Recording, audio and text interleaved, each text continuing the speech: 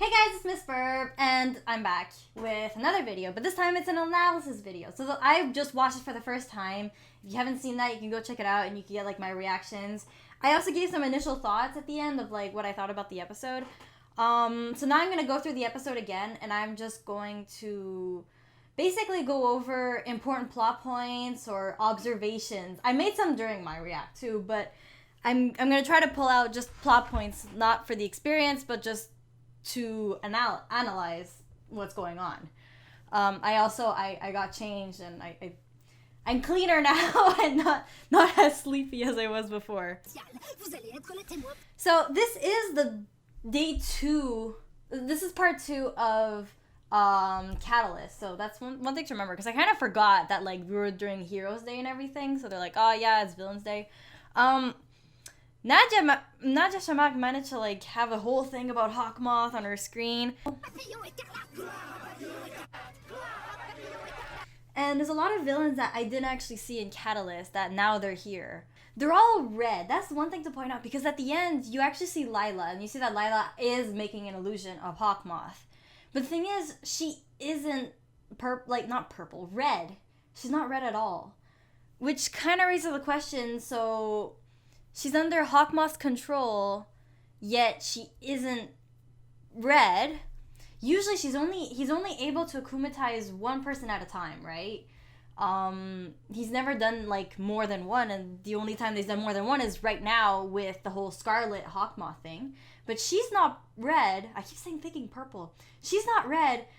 So you might be saying, okay, well, HAWKMOTH akumatized her, and then, you know, did everybody else and was purple, so she's like an after. So she was before the whole red thing was going on. But Catalyst is also there, so that means that he akumatized both Catalyst and Volpina at the same time. So that theoretically shouldn't be possible. And if it was afterwards, which is more plausible, she's not red. So, question? So we have all 5 heroes at the end here, which is basically, it feels like the final battle again, right? So that's pretty cool. Yeah, that's the other thing, is that you fought against every single villain, yet you have no problem taking them out in this episode. Like, every single time you have to fight them. You're just like, okay, I'll just take your Akuma, and it's like, fine, you know? Yeah, they do absolutely nothing in this. Lesingyev should be able to, like, what's her thing? She was, like, touching people or whatever, and then she made them have to dance. She does nothing. Guitar Villain is supposed to, like, make people, like, he's supposed to, like, hit people with, like, his music. He does nothing. And then HAWKMOTH has to sit there while she's blasting her vocals, and he's just blasting his guitar, and he's okay with that, I suppose. But at this point, it might not even be the real HAWKMOTH, because it might still be the illusion. It's cool, though, that he has all this entourage of, like, villains. They're referred to as the Scarlet Army, which is interesting to note. Yeah, that's the thing. So you see here that his Akuma is in a necklace, like it was previously, I imagine. I know the perfume bottle, like later Princess Fragrance, her perfume bottle breaks, and it's the same thing like the other time. Like it was, the Akuma was in like her perfume thing, but like it was her phone that got akumatized in Catalyst. So they really did have the plan all along to try to like get rid of everybody. Like they were gonna like re-akumatize them using Dark Cupid, which I think is a really smart plan. So basically they kind of, like I was discussing this in the React episode, I was like, well, why do they have to use Kim if they were able to do it so easily before? But before, they were all scared that Ladybug was dead. Now they know that she's alive, so they have less reason to be fearful. But by using Kim's ability, he instantly gives them angry emotions. So I think that's really, really smart. I also think it's really smart that he goes after Chloe's family, because it makes her unfocused, right? And it makes her freak out a little. So it's really good. All of them get re-akumatized by using their Heroes Day pins, which I guess that's what they were. What would be something that would make them all angry is the idea, like if he hits you, then he makes you angry towards the idea of heroism. And the idea of heroism is like concentrated into the badge, which I think is cool. Oh yeah, seeing all these butterflies, that's freaky, man. So the thing that really concerned me was like, would they turn into would Alia turn into like Lady Wi-Fi? But the thing is, he doesn't know that's her identity, so it's kind of like it's in the same way that Chloe, she was like Queen Bee, so she became Queen Wasp. So really, when they become like the hero, the superhero, it really is like as if they became somebody else entirely. Yeah, it's when it totally freaks her out, which makes her open to somebody captures her at some point. Yeah, it's it. Okay, so then they talk about, okay, let's get away. So then she smashes the ground. They smash the ground and they end up in the sewers. I don't think that's how sewers work, but whatever. Okay, and then they do that thing where they go on each side of the sewers to like separate. This looks exactly like Ratatouille, by the way. Like in the Pixar movie, not Disney, Pixar. Like the one with the rat, and he like goes in the sewers. So, and then they have a full-on conversation with each other. Well, theoretically, they should be using their normal voices, right? Like, the voice... Tag is super nice in this moment, too. He's usually, like, a lot more selfish. Yeah, and then there's the dinosaur. You see? They just talk to each other. And he has, like, the exact same voice. I guess in a certain way, because they're not used... Right now, they're acting... Because usually, most of the time, it's like they're two separate, different personalities, right? So maybe right now they're acting as if they were their superhero selves, but in civilian mode. So there's like a difference. And they're also expecting the other to sound a certain way and to be a certain way. So there's like an expectation that kind of covers it too. But still, man. If you don't understand, they both basically told each other like, oh, Adrian told the Marinette like, oh, well, we'll just go back to the way we used to do it. Ladybug and Cat Noir, you know, just being us two. And this is some major trust exercise right here. Adrian could totally open his eyes and look. Unless he already knows it's Marinette, because we still don't know about that. But that's a major trust. Okay, who else forgot about the fact that they would need to breathe underwater? I forgot! The sewer connects directly into the river? Isn't that bad? I don't know how sewers work.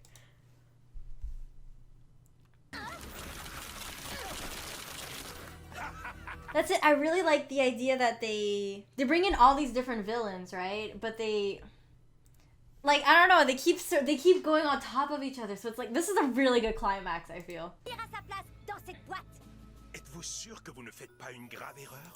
So then HAWKMOTH, he tries to do this whole like, you know, the villain thing where they're, are you sure right now he just said, he was like, oh, are you sure that you're not making a mistake?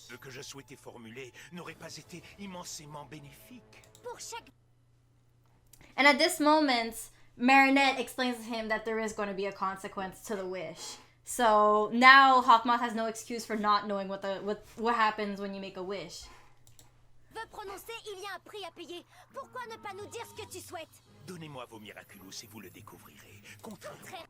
Okay, and then we see Volpina.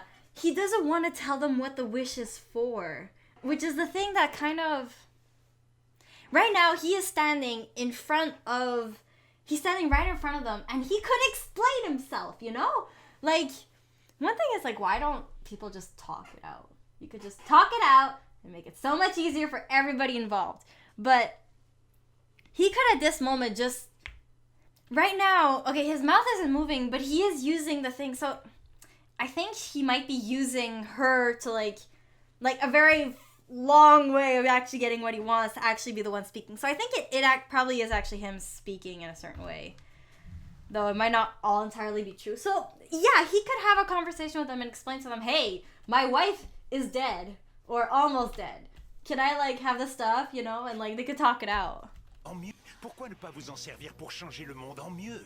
Détrompe-toi, papillon. Chaque jour, nous changeons le monde. Par nos actions, pas en acclimatisant des citoyens innocents pour réaliser je ne sais quel vœu. Okay, so she's like, oh yeah, you know, he's like, oh, you could do like so much good and stuff. And she's just like, are you serious, dude? You're like akumatizing people to get whatever stupid wish you want. So she's calling him out on like his baloney plan. I don't see exactly what Kim's plan is here because he only shot one arrow and that arrow is aimed directly at him. So, and yeah, there's the 2 butterflies. So wouldn't it make sense to like shoot 2 arrows unless... And we don't see a second arrow, but like he should shoot 2 arrows or something to like hit both of them, and then it would make them angry, and then there'd be the butterflies, so it would make sense. The same thing happened where like Ladybug, she goes after Frozer, and she's like at the bottom of the Eiffel Tower. He's at the top or something, and then she just grabs up and like flicks off his skates. I'm not sure about like, well, there should be a height difference or something.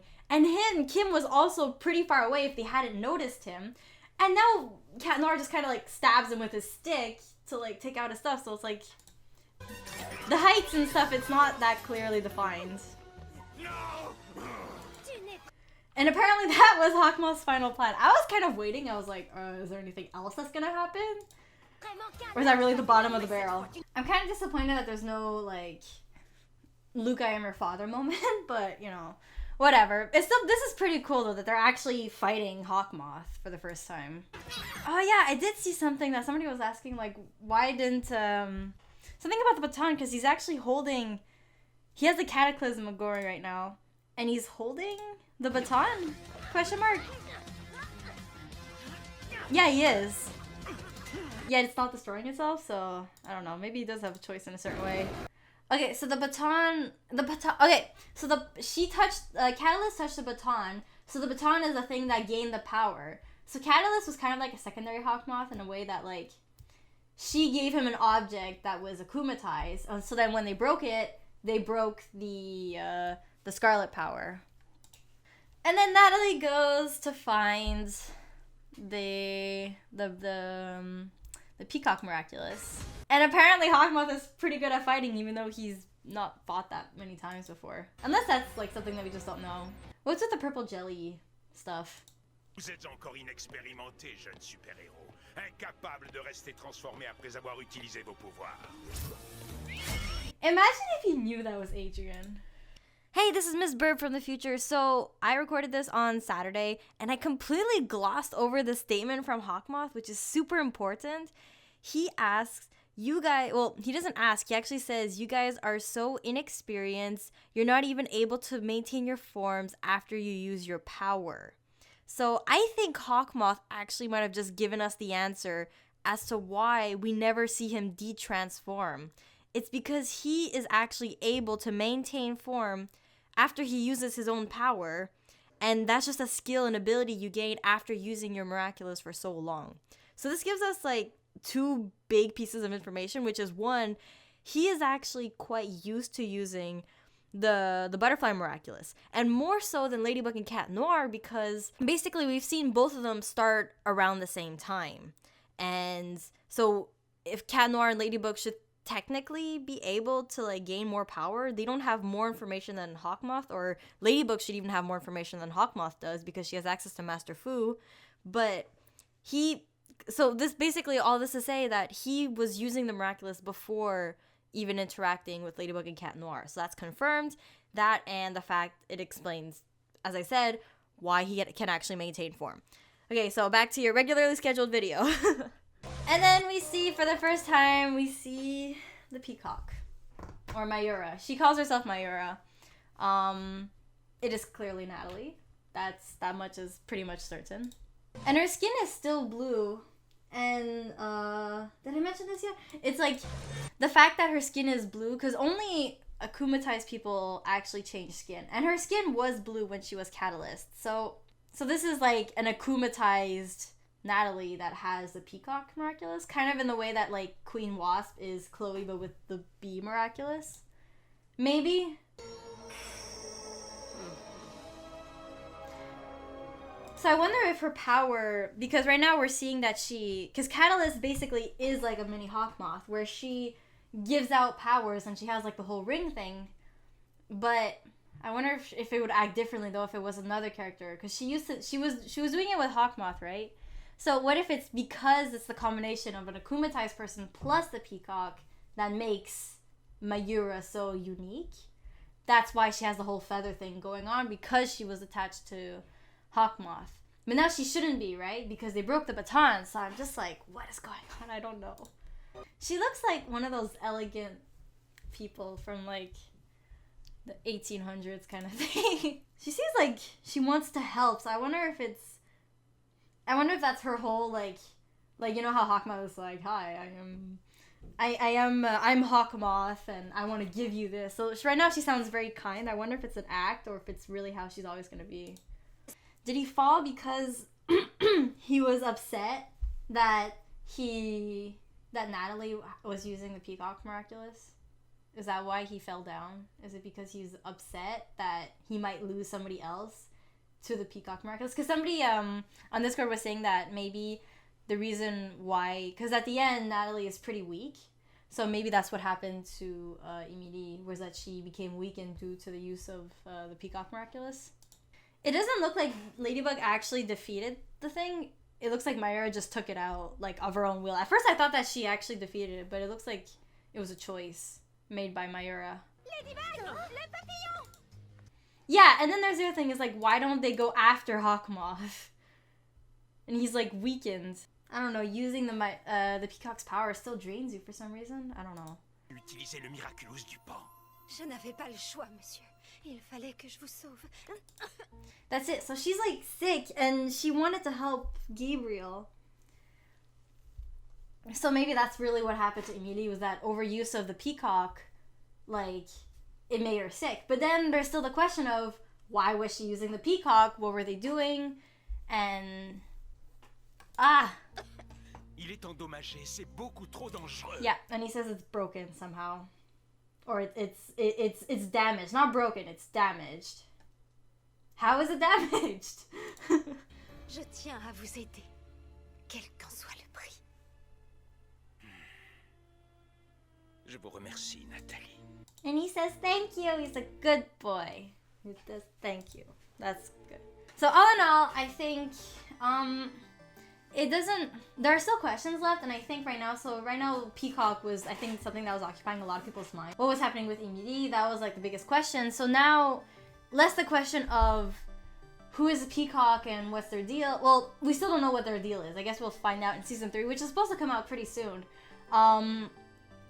It's kind of like, okay, so now we know that it's...